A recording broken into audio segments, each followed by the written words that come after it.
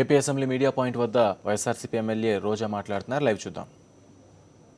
కూడా తెలుసు, గ్రూపుల్ని తయారు చేయడమే కాకుండా వారి యొక్క లోన్లకి డాక్యుమెంటేషన్సే చేయడమే కాకుండా ప్రభుత్వం తరఫున ప్రభుత్వ పథకాలన్నింటినీ కూడా ప్రజల్లో అవగాహన పెంచడం విషయంలో కానీ, అలాగే గ్రామాల్లో ఆరోగ్య విషయంలో కానీ, పెన్షన్లు ఎలిజిబిలిటీ నాన్ ఎలిజిబిలిటీ మరి వాటిని వెరిఫై చేసే విషయంలో కానీ, ఇప్పుడు కొత్తగా టాయిలెట్స్ ఉన్నాయా లేదా, ఎవరికి మరి లోన్లు ఇవ్వాలి ఆ టాయిలెట్లు కట్టుకోవడానికి అనే విషయం, కొత్తగా ఇప్పుడు జన్ధన్ యోజన పథకం కింద దాని గురించి కూడా వెరిఫై, ఇలా ఎన్నో కార్యక్రమాలు గొడ్డు చాకరీలాగా వాళ్ళు పనిచేస్తుంటే ప్రభుత్వం ఆ పనులన్నీ కూడా చేయించుకొని ఈరోజు ప్రభుత్వానికి వాటితో సంబంధం లేదు, మేము వాళ్ళకి ఇవ్వాల్సిన పని లేదు అని చెప్పడం చాలా బాధాకరం.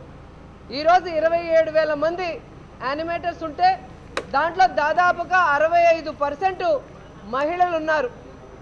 మహిళలకి జీతాలు ఇవ్వడానికి కూడా మనసు రాకుండా ఈరోజు అది గత ప్రభుత్వం ఇచ్చింది, దాంతో మాకు సంబంధం లేదంటారు.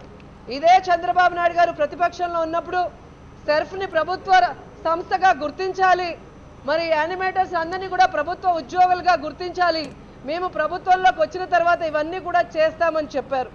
కానీ ఈరోజు వారికి జీతాలు లేకుండా ఆపేస్తే వారు కష్టాలని ఎదుర్కోలేక మరి కలెక్టరేట్లు ముట్టడించడం, ఏలూరులో వైజాగ్లో చూస్తే జల సమాధి అవ్వాలని అందరూ కూడా బీచ్లోకి వెళ్తే కనీసం ఆత్మహత్యలు చేసుకుంటున్న వాళ్ళ మీద కనికరం కూడా లేకుండా ఏవో పనికి మాలిన పార్టీలు వెనక ఉండి ప్రోత్సహిస్తున్నాయని చెప్పడం చాలా బాధాకరం.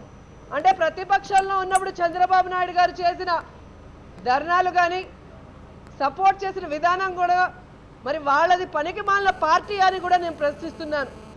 ప్రతిపక్షంలో ఉన్నప్పుడు ఒక మాట, అధికారంలోకి వచ్చిన తర్వాత కప్పదాటుగా వాటిని ఎలా తప్పించుకు తిరగాలి అనే దానికి ఈరోజు చంద్రబాబు నాయుడు గారి నిదర్శనం. ఎందుకంటే మనం కూడా ఏమనలేని పరిస్థితి.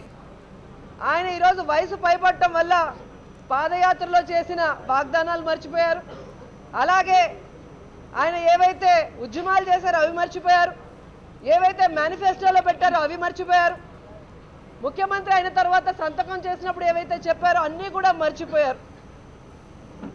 ఈరోజు మహిళల్ని, డ్వాక్రా గ్రూపుల్ని కానీ, అంగన్వాడీ వర్కర్లు కానీ, బంగారు తల్లి పేరుతో పుట్టిన ఆడబిడ్డలతో సైతం చిన్న వయసు నుంచి ముసలి వాళ్ళ వరకు తేడా లేకుండా మోసం చేసి దగా చేసి ఈరోజు ఆయన ఏం బాపుకుంటారని కూడా మేము అడుగుతున్నాం. ఈరోజు యానిమేటర్లకి గత ప్రభుత్వం ఎలా ఇచ్చిందో ప్రభుత్వం నుంచి అలాగే జీతాలు ఇవ్వాలి అని కూడా డిమాండ్ చేస్తూ మరి వాళ్ళని కూడా ప్రభుత్వ ఉద్యోగాలుగా పరిగణలోకి తీసుకోవాలని కూడా వైఎస్ఆర్ కాంగ్రెస్ పార్టీ తరఫున డిమాండ్ చేస్తున్నాం.